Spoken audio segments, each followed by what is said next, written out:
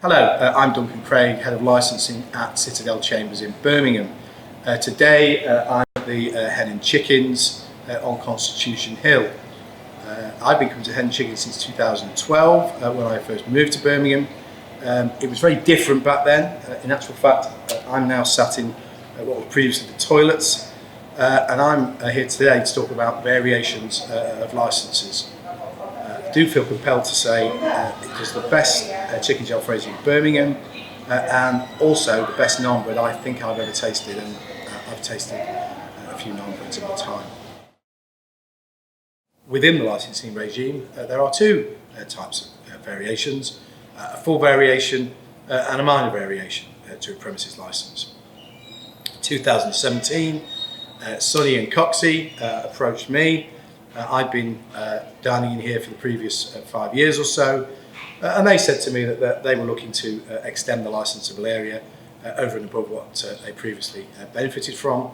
And what you see in this room is part of the fruit of that application, and it's right to say that it's been a huge success for them.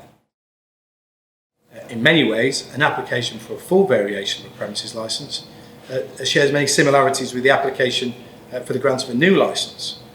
The application fee is the same. There is a requirement to advertise the application in a local newspaper, and the applicant is also required to place a blue notice outside the premises for a period of 28 days.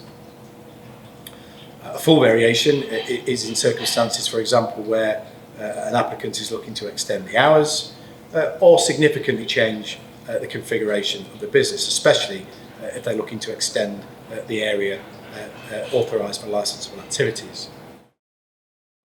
A minor variation is appropriate in circumstances where the application isn't going to undermine the licensing objectives in any way. A good example of that may be the addition of conditions following discussions with, for example, the police, where they may have expressed some concerns in relation to one aspect of the business and how it's being operated. And another example is where perhaps conditions on a licence have become obsolete and serve no useful purpose, or perhaps they're not enforceable anyway, and it would just make sense to remove those conditions from the licence. In addition to that, if you're undertaking any minor alterations to the premises internally that don't extend the licensable area in any way, then again, in those circumstances, a minor variation is the right course of action. Very few businesses stand still, and of course licensed businesses are no exception to that. As your licensed business evolves, then it may well be that variations to your licence are needed in order to take the business in the direction that you want it to. And hopefully that will provide benefits to you and your bottom line. Certainly in terms of the Hen and Chickens, I can happily report that the standard of food here is just as good as it ever was.